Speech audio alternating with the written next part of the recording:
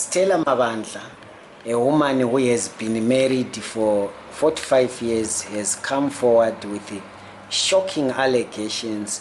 She claims that since discovering her husband's same-sex relationship, she has faced numerous attempts on her life and sabotage at her work. In an interview, she has this to say. Why were you initially shunning journalists from interviewing you? I didn't want at all to have journalists involved in my family problems, because my belief is that each family has got its own problems, and in Shona they say chakafukiza tsimbama tenga, and I wouldn't go about just exposing this and that to the world. I'm a Christian.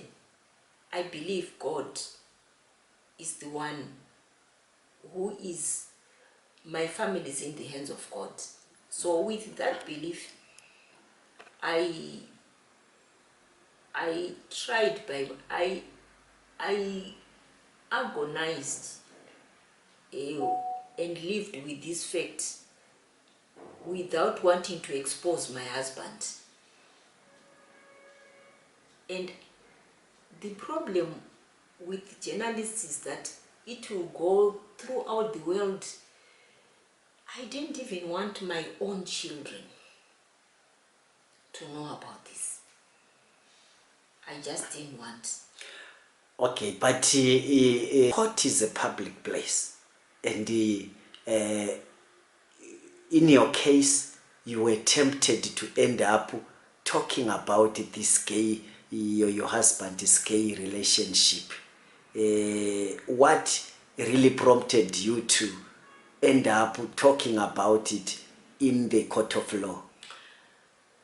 What happened is that, and actually remember, these are just workers. These are garden boys, house girls. You know, they come in right in front of me. They tell me, "Oh, you expired." Whatever Mr. Madla will be telling them, this is what I was going through. And then they were saying, "Oh, you are no longer providing what Mr. Mamandla wants. So he has promised us. You are now useless. You are now useless, yes. And then he has promised us pieces of land that within your farm." Yes, once the divorce goes through, of which they were saying Mr. Madla will make sure it goes through very fast. Each one has got allocated so many hectares, so many hectares, so many hectares. And therefore, the why?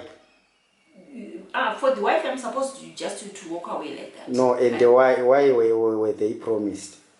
They were promised as wives. Remember, this is what I said to the magistrate, that the problem is, my scenario is different, because these people, it's like what we call guru in Shona.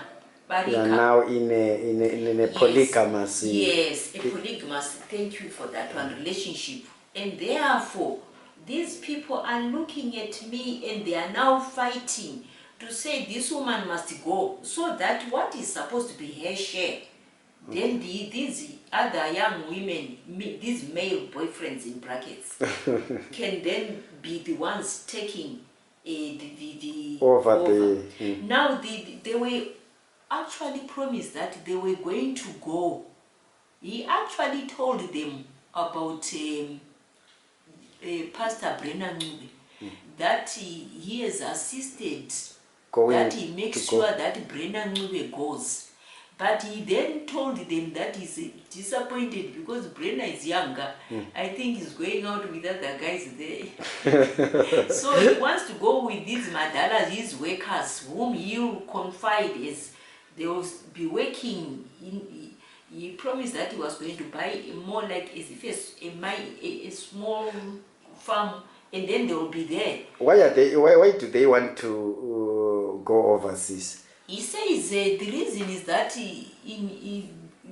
homosexuality is allowed in UK UK than in Zimbabwe. Than in Zimbabwe. So whenever he's in UK, he wants to be with them. Okay. Then they can come back. He wants to be with his wives, in brackets. Okay. Anyway, thank you so much for sharing the story. Thank you so much for your time. Thank you. I want to thank you for keeping on pushing me to try to talk to you as media. I'm now very much aware that maybe the stance that I've been taking all along to try to protect my family, as I said, I pray and the Holy Spirit opened that it's about everyone else. When I was making a plea, it's not only about his relatives, maybe that he is maybe abused, or my relatives, or our workers. But I'm also saying there are those who send children to our school, or there are those who are our neighbors, or there are those, whatever, I don't know how far he has been going. I'm just saying, please, this is the time to open up. This is the time to open up.